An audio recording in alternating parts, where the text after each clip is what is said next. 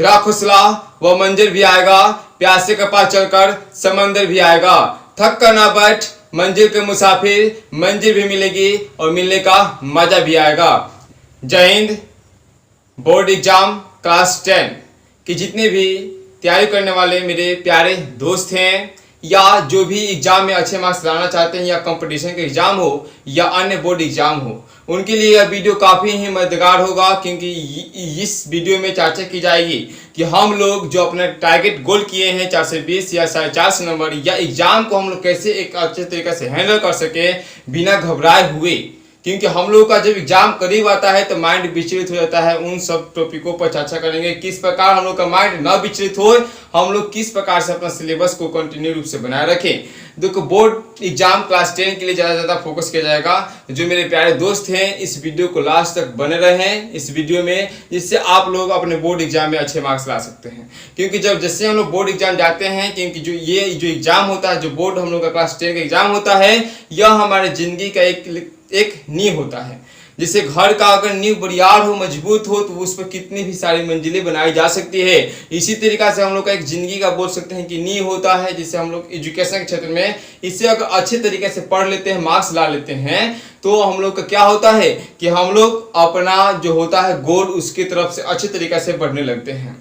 तो कहते नहीं है दोस्तों कि आंखों में नींद बहुत है पर सोना नहीं है, आंखों में नींद बहुत है पर सुना नहीं है, यही समय है कुछ करने का मेरे दोस्त, यही समय है कुछ करने का मेरे दोस्त, इसे खोना नहीं है। दोस्तों, इस वीडियो में हम जानेंगे क्लास 10 में तैयारी करें। देखिए, तो तैयारी करने के लिए हम लोग जानते हैं कि शुरू से ही हम लोग क्या करते हैं, या वर्ग 6 से बात करते हैं। वर्ग 6 से हम लोग एनसीईआरटी बुक ही पढ़ते हैं सब। वर्ग 7 में भी हम लोग एनसीईआरटी बुक पढ़ते हैं, वर्ग 8 में भी हम लोग एनसीईआरटी बुक पढ़ते हैं, और वर्ग 9 में भी हम लोग एनसीईआरटी ही बुक पढ़ते हैं। सब में एनसीईआरटी बुक पढ़ते हैं। तो हम क्यों ना क्लास 10 में भी, जो कि बोर्ड एग्जाम होता है हम लोग का, इसमें भी हम लोग पढ़ेंगे एनसीईआरटी ही बुक की पढ़ाई होगी। जो कि यूट्यूब चैनल हम लोग का जो फैमिली है, इसमें हम लोग एनसीईआरटी ही बुक पढ़ेंगे। इसमें हम लोग बुक पढ़ेंगे मैथ का भी एनसीईआरटी। और देखिए दोस्तों, एनसीईआरटी पढ़ने के फायदा, क्योंकि जितने भी भारत के स्टेट हैं, राज्य हैं, उनमें एनसीईआरटी लागू होते हैं, चाहे वो सीबीएसई का हो या अन्य सभी बोर्ड हो। देखिए, जब सीबीएसई में होता है तो इसी को सिर्फ इंग्लिश फॉर्मेट में कर देते हैं, इंग्लिश मीडियम में। जो कि बिहार बोर्ड हो या यूपी बोर्ड हो, उसमें भी आप लोग का मीडियम चुनने के आता है कि आप किस भाषा में परीक्षा देने वाले होते हैं। क्योंकि हमने तो जैसे ही बोर्ड में आते हैं तो हम लोग ठान लिए होते हैं, क्योंकि हम लोग का सपना होता है कि हम लोग भी एक स्कूल टॉपर हो, डिस्ट्रिक्ट टॉपर हो, स्टेट टॉपर हो। आप लोग स्टेट टॉपर बनना चाहते हैं, डिस्ट्रिक्ट टॉपर बनना चाहते हैं, स्कूल टॉपर बनना चाहते हैं, स्टेट टॉपर बनना चाहते हैं, तो इस रणनीति से आप लोग को चलना होगा। क्योंकि कोई भी एग्जाम निकालने के लिए हमें एकाग्रता और रणनीति की जरूरत होती है। तो कहते नहीं है दोस्तों कि पढ़ने की जरूरत है, पढ़ने के लिए जरूरत है एकाग्रता के लिए जरूरत है ध्यान, एकाग्रता के लिए क्या जरूरत है, ध्यान। और ध्यान से ही हम अपने इंद्रियों पर स्वयं बनाकर जो एकाग्रता प्राप्त कर सकते हैं और अपने गोल को भी प्राप्त कर सकते हैं। तो देखिए, क्या होता है कि हम लोग क्लास 10 में आते हैं तो माइंड विचलित हो जाता है कि कौन कौन सा बुक पढ़ें। तो इसमें भी हम लोग को विचलित नहीं होने देना है, और सभी पार्ट को हम लोग एनसीईआरटी ही पढ़ेंगे। एनसीईआरटी पढ़ने से यह फायदा होगा कि आपने सुने होंगे कि बीपीएससी हो, यूपीएससी हो या अन्य एग्जाम हो, उसमें जो बोर्ड होती है उनका, वह कंडक्ट कराती है हम लोग का एनसीईआरटी सिलेबस के आधार पर ही कराती है। और एनसीईआरटी की भाषा ही आप लोग को बोर्ड एग्जाम में लिखना होता है, जिससे आप लोग का मार्क्स एक अच्छे तरीके से आ जाता है। क्योंकि अगर हम लोग मेहनत कर रहे होते हैं और सही डायरेक्शन में मेहनत नहीं कर पाते हैं, तो हम लोग को मेहनत जितना करते हैं उसका परिणाम जो होता है वो हम लोग को नहीं मिल पाता है, रिजल्ट जो होता है वो हम लोग को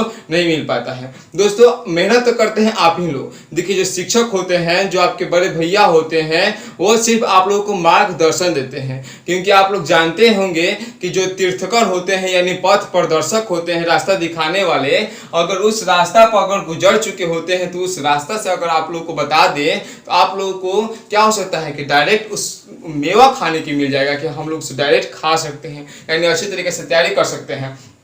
तो इसमें हम लोग वही चर्चा करेंगे। और देखिए एनसीईआरटी तो सब आप लोग ये पढ़ने के साथ साथ आप लोग जैसे ही कंपटीशन एग्जाम में बैठेगा आप लोग को हूबहू क्वेश्चन लड़ने की भी चांस रहेगी और बोर्ड एग्जाम में भी हूबहू क्वेश्चन लड़ेगा। तो एनसीईआरटी का हम लोग मैथ के फॉलो करेंगे। साइंस में जो हम लोग का होगा इसमें होगा फिजिक्स, केमिस्ट्री और बायो, इसका भी हम लोग तीनों का पार्ट हम लोग एनसीईआरटी ही लेंगे। और उसके बाद से सोशल साइंस होगा, एसएसटी जो होगा हम लोग का, इसमें भी हम लोग बात करेंगे। हम लोग जितने भी इसका होता है, हिस्ट्री होता है, ज्योग्राफी होता है, पॉलिटिकल साइंस होता है, अर्थव्यवस्था होता है, ये सब जितने भी टॉपिक होते हैं इनके भी हम लोग एनसीईआरटी का ही फॉलो करेंगे, जिससे आप लोग बहुत ही कम समय में क्या कर सके, दोहरा सके और एक तरीका से आप लोग का जो आत्मविश्वास है वो बढ़ सके। जब तक आपके अंदर आत्मविश्वास नहीं आएगा, मान लीजिए कि आपने पढ़ा है बहुपद पोलिनोमियल्स, अगर बहुपद पोलिनोमियल्स पढ़े हैं और पढ़ने के तुरंत बाद उस चैप्टर को खत्म करने के बाद आप टेस्ट दे रहे हैं, उस टेस्ट के बाद से आपको जब तक आत्मविश्वास नहीं आएगा तब तक बुझिए कि आप लोग कंफर्टेबल नहीं हो, आपका माइंड कंफर्टेबल नहीं है एग्जाम को अच्छे तरीके से देने के लिए, बोर्ड एग्जाम में बैठने के लिए। क्योंकि जब तक हम लोग का अपना आत्मविश्वास नहीं होता है तब तक हम लोग क्या कर सकते हैं, अच्छा मार्क्स नहीं ला सकते हैं। क्योंकि देखिए शिखर तक पहुंचने के लिए ताकत चाहिए। शिखर तक पहुंचने के लिए क्या चाहिए, ताकत चाहिए। और ये ताकत वैसा चाहे वह माउंट एवरेस्ट पर जाना हो या अपने गोल को प्राप्त करना है, उसके लिए ताकत चाहिए जो कि हमें सकारात्मक ऊर्जा से प्राप्त होगी। तो हम लोग इसको रख सकते हैं। देखिए दोस्तों, तो आत्मविश्वास और कड़ी मेहनत, जब कड़ी मेहनत कीजिएगा आत्मविश्वास ऑटोमेटिक ही ग्रो होगा। क्योंकि आत्मविश्वास और कड़ी मेहनत असफलता नामक बीमारी को मारने की सबसे बढ़िया दवाई है। आप लोग असफल नहीं हो पाइएगा जिंदगी में। तो हम लोग इस सब का एनसीईआरटी ही पढ़ेंगे। देखिए एनसीईआरटी पढ़ने से यह होगा कि क्वेश्चन कम दिया होता है, उसी में जो साहित्य दिया होता है उसको भी फॉलो करेंगे। तो और उसके बाद से खत्म हो जाने के बाद से रिवीजन करेंगे।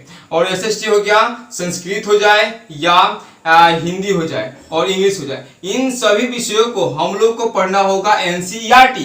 क्योंकि हम लोग के पास ज्यादा सिलेबस हो जाता है, 4 इसमें 3 इसमें, 4 3 7 1 8 हो गया, संस्कृत 1 9 हो गया, हिंदी 10, इंग्लिश 11, यानी 11 बुक हमें पढ़ना होता है सिर्फ 12 मंथ में। तो हम लोग 11 बुक वादा करते हैं कि आप लोग 6 मंथ में पढ़ लेंगे, पुनः 3 मंथ में दोहरा ले जाएगा और 2 मंथ में आप लोग अपना नोट्स बनाकर उस नोट्स को आप स्वयं दोहराइएगा। ठीक है, इसका हम लोग फॉलो करेंगे। अब देखिए इसमें क्या होता है कि आप लोग जानते हैं कि आप लोग भी एक किसान के बेटे हैं। तो सोचिए कि जब किसान एक बंजर भूमि पर, जैसे हम लोग प्राकृतिक शब्द हमेशा पढ़ते हैं कि बंजर का होता है उर्वरता, यानी वो बंजर भूमि को उर्वरक बना सकते हैं। तो जब बंजर भूमि पर वह फसल उगा सकते हैं तो क्यों नहीं हम लोग मेहनत के दम पर हम लोग बोर्ड के एग्जाम में जो अपना लक्ष्य निर्धारित किए हैं उसको प्राप्त कर सकते हैं। क्योंकि हम लोग किसान के बेटा हैं, अपने पापा से अपने फैमिली से ही हमें प्रेरणा लेकर आगे बढ़ना चाहिए। देखिए दोस्तों, इस एनसीईआरटी के पढ़ने का राज यह है कि जब हम लोग का एग्जाम काफ़ी ही करीब होता है तो देखिए हम लोग क्या क्या बातों को गलती कर लेते हैं। हम लोग क्या क्या गलती कर लेते हैं। सबसे पहले कि हम लोग को एग्जाम के पहले, बहुत पहले ही हम लोग जितने भी सिलेबस किए हैं उसको दोहराए। ये ना कि मैथ के ये बुक पढ़ लिए, वो बुक पढ़ लिए, इतना बुक पढ़ लिए, इतना बुक पढ़ने से कुछ फायदा नहीं होता है। और एक बात और कि हमें कंटिन्यू पढ़ना होगा। मान लीजिए कि आप प्रतिदिन 6 से 8 घंटा पढ़ते हैं तो हमें कंटिन्यू पढ़ना होगा। ये ना कि हम लोग मान लीजिए कि एक दिन कोई बंदा होता है, कोई दोस्त होता है, कोई एक दिन 12 घंटा या 15 घंटा पढ़ता है और सेकंड दिन क्या करता है, 3 दिन वह सो जाता है। मान लीजिए कि 3 दिन 4 दिन वो सो जाता है। तो ऐसा हम लोग को नहीं पढ़ना चाहिए। हम लोग को प्रतिदिन नियमित रूप से कंटिन्यू फॉलो करना चाहिए। बहुत लोग धीरे चलिए लेकिन कंटिन्यू चलिए। जो कंटिन्यूटी अपनाएंगे उनका मार्क्स ऑटोमेटिक है कि अच्छा तरीका से बेहतर स्कोर हम लोग कर पाते हैं। और एक अच्छा, क्योंकि देखिए जो रनिंग करने वाले होते हैं वो हमेशा दौड़ते हैं तो उनका एक अभ्यास प्रतिदिन का मिलता है। और जो एक दिन 20 किलोमीटर दौड़ते हैं और 4 दिन सोते हैं उनका अभ्यास काफी ही कम होता है। उनका आत्मविश्वास, भले को अपने आप में समझते हो कि मेरा आत्मविश्वास ज्यादा है, लेकिन उतना कंफर्टेबल नहीं हो पाता है जहां वो रनिंग की प्रतियोगिता होती है। उस तरीके से हमें कंटिन्यू पढ़ना चाहिए। जिस तरीके से आपने सुने होंगे कि खरगोश और कछुए की चाल, इसमें खरगोश तेजी से जाकर सो जाता है लेकिन जो कछुआ होता है वो धीरे धीरे जाता है, आखिरकार में विजय हो जाता है। तो इसमें हम लोग को इस बात को ध्यान देना चाहिए कि हमें कंटिन्यू और कंटिन्यूटी बनाए रखना चाहिए।